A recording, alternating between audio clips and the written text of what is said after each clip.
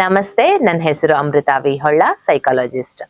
ಇವತ್ ನಾವು ಮಾತಾಡ್ಬೇಕಂತಿರೋ ವಿಷಯ ಎಲ್ರ ಮನ್ಸಲ್ಲಿದೆ, ಎಲ್ರ ಮನೆಯಲ್ಲಿದೆ. ಟೀನೇಜರ್ಸ್ ಎಲ್ರು ಹೇಳ್ತಾ ಇರ್ತಾರೆ, ಯಾಕಪ್ಪ ನನ್ ಮಗಳು ಟೀನೇಜ್ ಸ್ಟೇಜಿಗೆ ಬಂದ್ಲು, ಯಾಕೆ ಹೀಗ್ ಬಿಹೇವ್ ಮಾಡ್ತಿದ್ದಾಳೆ, ನನ್ ಮಗ ಯಾಕೆ ಹೀಗ್ ಬಿಹೇವ್ ಮಾಡ್ತಾ ಇದ್ದಾನೆ, ಅವ್ರ ಬಿಹೇವಿಯರೇ ನಮ್ಗೆ ಅರ್ಥ ಆಗ್ತಿಲ್ಲ ಅಂತೇಳಿ.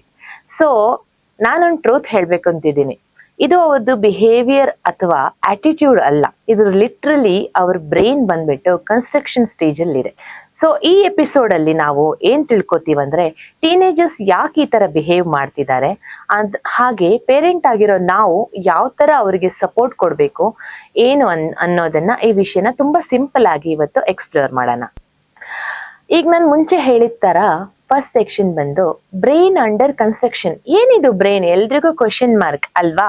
ಟೀನೇಜರ್ಸ್ ಅಂದ್ರೆ ನಾವೊಂದು ಮನೆ ಕಟ್ತಾ ಇರ್ತೀವಿ, ಅಂಡರ್ ಕನ್ಸ್ಟ್ರಕ್ಷನ್ ಅಲ್ಲ, ಮನೆ ಇನ್ನು ರಿನೋವೇಷನ್ ಮಾಡ್ಬೇಕು. ಆ ಟೈಮಲ್ಲಿ ಹೇಗಿರುತ್ತೆ, ಅದೇ ಸ್ಟೇಜ್ ಅಲ್ಲಿ ಟೀನೇಜರ್ ಮನ್ಸ್ ಕೂಡ ಇರುತ್ತೆ. ಇವರಲ್ಲಿ ಪ್ರೀಫ್ರಂಟಲ್ ಕಾರ್ಟೆಕ್ಸ್ ಅಂತೀವಿ. ಪ್ರೀಫ್ರಂಟಲ್ ಕಾರ್ಟೆಕ್ಸ್ ಅದರಲ್ಲಿ ನಾವು ಲಾಜಿಕ್ ಮತ್ತೆ ಡಿಸಿಷನ್ ಮೇಕಿಂಗ್ ಅನ್ನ ಮಾಡ್ತೀವಿ ಆ ಪಾರ್ಟ್ ಅಲ್ಲಿ. ಬಟ್ ಆ ಪಾರ್ಟ್ ಟೀನೇಜರ್ಸ್ಗೆ ಫುಲ್ಲಿ ಡೆವಲಪ್ ಆಗಿರಲ್ಲ. It's in developing stage developing stage ಅಲ್ಲಿ ಇರುತ್ತೆ. ಹಾಗಾಗಿ ಅವ್ರದ್ದು ಅಮಿಗ್ಡಾಲಾ ಅಂತ ಇನ್ನೊಂದು ಪಾರ್ಟ್ ಇರುತ್ತೆ ಬ್ರೈನ್ ಅಲ್ಲಿ. ಇಲ್ಲಿ ಇಮೋಷನಲ್ ಸೆಂಟರ್ ಆಗಿ ಅಮಿಗ್ಡಾಲಾ ವರ್ಕ್ ಮಾಡ್ತಾ ಇರುತ್ತೆ. ಇದು ಆಲ್ರೆಡಿ ಹೈ ಸ್ಪೀಡ್ ಅಲ್ಲಿ ವರ್ಕ್ ಮಾಡ್ತಾ ಇರುತ್ತೆ. ಸೊ ಇಲ್ಲಿ ಯಾವಾಗ್ಲೂ ಅಷ್ಟೇ ಟೀನೇಜರ್ಸ್ ಯಾವ ವಿಷಯ ಹೇಳಿದ್ರು ಅವ್ರ ಲಾಜಿಕ್ ಆಮೇಲೆ ಬರುತ್ತೆ, ಅವ್ರದ್ದು ಇಮೋಷನಲ್ ಔಟ್ ಬರ್ಸ್ಟ್ ಮುಂಚೆ ಬರುತ್ತೆ. ಸೊ ಹೀಗಾಗಿ ನಿಮಗೆ ಗೊತ್ತಾಯ್ತಲ್ವಾ ಇದಕ್ಕಿರೋ ಸೈಂಟಿಫಿಕ್ ರೀಸನ್ ಏನು ಅಂತ. ಸೊ ನಿಮ್ ಟೀನೇಜರ್ಸ್ ಹೆಚ್ಚು ಇಮೋಷನಲಿ ರಿಯಾಕ್ಟ್ ಮಾಡ್ತಿದ್ರೆ ಅದು ಡಿಸ್ರೆಸ್ಪೆಕ್ಟ್ ಅಂತ ತಿಳ್ಕೊಂಬೇಡಿ. ಅವ್ರ ಬ್ರೈನ್ ಇನ್ನೂ ವೈರಿಂಗ್ ಆಗೋ ಸ್ಟೇಜ್ ಅಲ್ಲಿ ಇದೆ. It's called brain wiring. Teenagers ಎಲ್ಲ ತಮ್ಮ ಪ್ರಾಬ್ಲಮ್ಗಳನ್ನು, ತಮ್ಮ ಫೀಲಿಂಗ್ಸ್ಗಳನ್ನು ತುಂಬಾ ಸ್ಟ್ರಾಂಗ್ಲಿ ಎಕ್ಸ್ಪ್ಲೇನ್ ಮಾಡ್ತಾರೆ ಅಂತ ನಿಮಗೆ ಅನಿಸ್ತಿರ್ಬೋದು. ಯಾಕೆ ಈ ತರ ಬಂದು ಚಿಕ್ಕ ಚಿಕ್ಕ ವಿಷಯಕ್ಕೂ ಅಗ್ರೆಷನ್ ತೋರಿಸ್ತಾರೆ ಇವರು, ಚಿಕ್ಕ ಚಿಕ್ಕ ವಿಷಯಕ್ಕೂ ಇರಿಟೇಷನ್ ಆಗ್ತಾರೆ, ಯಾಕೆ ಅಂತ ಎಲ್ಲಾ ಪೇರೆಂಟಿಗೂ ಕ್ವಶನ್. ಟೀನೇಜರ್ಸ್ ಯಾಕೆ ಎಲ್ಲಾ ಇಮೋಷನ್ಸ್ಗಳನ್ನ, ಎಲ್ಲಾ ಮಾತುಗಳನ್ನ ತುಂಬಾ ಸ್ಟ್ರಾಂಗ್ ಆಗಿ ಎಕ್ಸ್ಪ್ರೆಸ್ ಮಾಡ್ತಾರೆ ಅಂತ ಪೇರೆಂಟ್ಸ್ಗೆ ಅನ್ನಿಸ್ತಾ ಇರತ್ತೆ.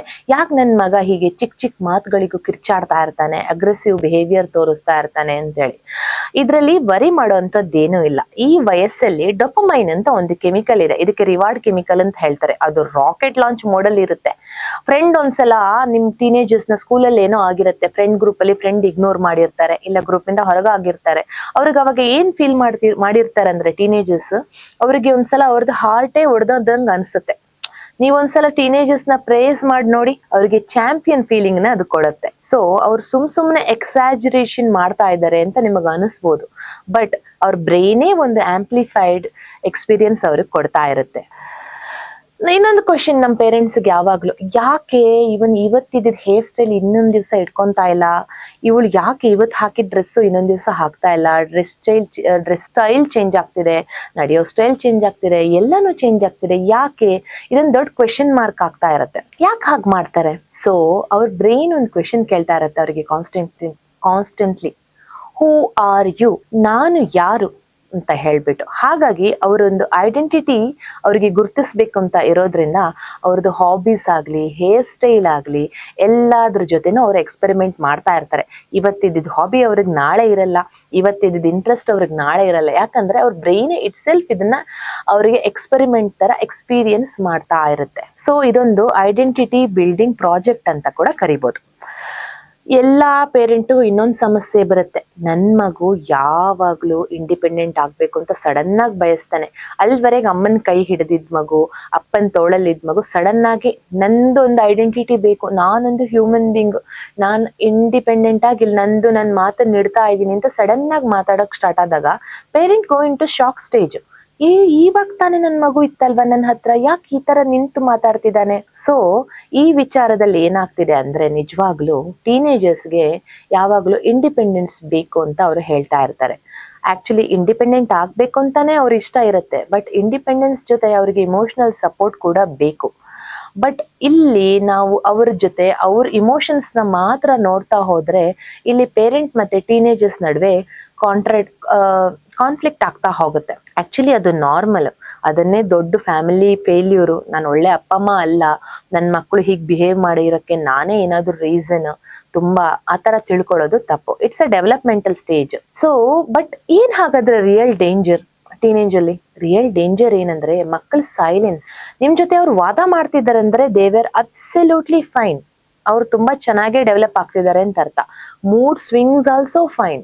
ಬಟ್ ಟೀನೇಜರ್ಸ್ ಕಂಪ್ಲೀಟ್ ಆಗಿ ಸೈಲೆಂಟ್ ಆಗಿ ಹೋದ್ರೆ ಅವರು ಸೇಫ್ ಫೀಲ್ ಮಾಡ್ತಾ ಇಲ್ಲ, ಅವ್ರಿಗೆ ಜಡ್ಜ್ಮೆಂಟಲ್ ಫಿಯರ್ ಆಗ್ತಾ ಇದೆ, ಅವ್ರಿಗೆ ಲೋನ್ಲಿನೆಸ್ ಆಗ್ತಾ ಇದೆ. Actually silence is a real red flag. So ಏನ್ ಮಾಡ್ಬೋದು ಇದಕ್ಕೆ ಪೇರೆಂಟ್ಸ್? ಏನ್ ಪರಿಹಾರ ಇದಕ್ಕೆ?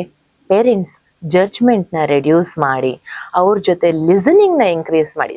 ಎಲ್ಲಾ ಟೀನೇಜರ್ಸ್ ಒಂದೇ ಸಮಸ್ಯೆ, ನನ್ನ ಸಮಸ್ಯೆನ ಯಾರು ಕೇಳಲ್ಲ, ಕೂತು ಇಮಿಡಿಯೇಟ್ ಜಡ್ಜ್ ಮಾಡ್ತಾರೆ. ನಾನು ಹೇಳ್ಬೇಕಂದ್ರು ಸ್ವಲ್ಪ ಹೊತ್ತು ಕೇಳ್ತಾರೆ, ಆಮೇಲೆ ಎದ್ಬಿಟ್ಟು ನಂಗೆ ಸೊಲ್ಯೂಷನ್ ಕೊಡಕ್ ಬರ್ತಾರೆ, ಇಲ್ಲ ಜಡ್ಜ್ ಮಾಡ್ಬಿಡ್ತಾರೆ. So do not judge them. Quality listening ಮಾಡಿ. ಆಮೇಲೆ ಅವ್ರಿಗೆ ಕ್ವೆಶನ್ ಮಾಡೋದು ನೀವು ನೀಟಾಗಿ ಸಾಫ್ಟ್ ಆಗಿರ್ಲಿ. ನೀನ್ ಯಾಕೆ ಹೀಗ್ ಮಾಡ್ದೆ ಅಂತ ಇಂಟ್ರೋಗೇಷನ್ ಮೆಥಡ್ ಅಲ್ಲಿ ಅವ್ರಿಗೆ ಕ್ವೆಶನ್ ಮಾಡಕ್ ಹೋಗ್ಬೇಡಿ. ಯಾಕೆ ಹೀಗ್ ಮಾಡ್ದೆ ನೀನು, ಈ ತರ ಮಾಡಿದ್ ತಪ್ಪಲ್ವಾ? ನೋ. ಆ ಮೆಥಡ್ ಅಲ್ಲಿ ಮಾಡಿದ್ರೆ ಅವ್ರದ್ದು ಎಗೇನ್ ಇಮೋಷನಲ್ ಪಾರ್ಟ್ ಎಗೇನ್ ಅವ್ರಿಗೆ ರಿಯಾಕ್ಟ್ ಮಾಡೋ ತರ ಮಾಡತ್ತೆ. ಅದ್ರ ಬದಲು ನೀನ್ ಈ ತರ ಮಾಡಿದ್ಯಲ್ವಾ, ಏನ್ ಫೀಲ್ ಆಯ್ತು ನಿಂಗ್ ಆ ತರ ಮಾಡಿ, ಯಾಕೆ ನಿಂಗೆ ಹಾಗೆ ಮಾಡ್ಬೇಕು ಅಂತ ಅನಿಸ್ತು ಅಂತ ಜೆಂಟಲ್ ಆಗಿ ಎನ್ಕ್ವೈರಿ ಮಾಡಿ. ಆವಾಗ ಟೀನೇಜರ್ಸ್ಗೆ ನಿಮ್ ಜೊತೆ ಟ್ರಸ್ಟ್ ಬಿಲ್ಡ್ ಆಗತ್ತೆ. ಸೊ ಇದರಿಂದ ನಾವೇನ್ ತಿಳ್ಕೊಂತೀವಂದ್ರೆ ಟೀನೇಜರ್ಸ್ ಅಂದ್ರೆ ಟ್ಯಾಂಟ್ರಮ್ ಸೀಸನ್ ಅಲ್ಲ, ಅದು ಕನ್ಸ್ಟ್ರಕ್ಷನ್ ಫೇಸ್. ವೇನ್ ಚೇಂಜ್ ಆಗ್ತಿದೆ, ಐಡೆಂಟಿಟಿ ಬಿಲ್ಡ್ ಆಗ್ತಿದೆ.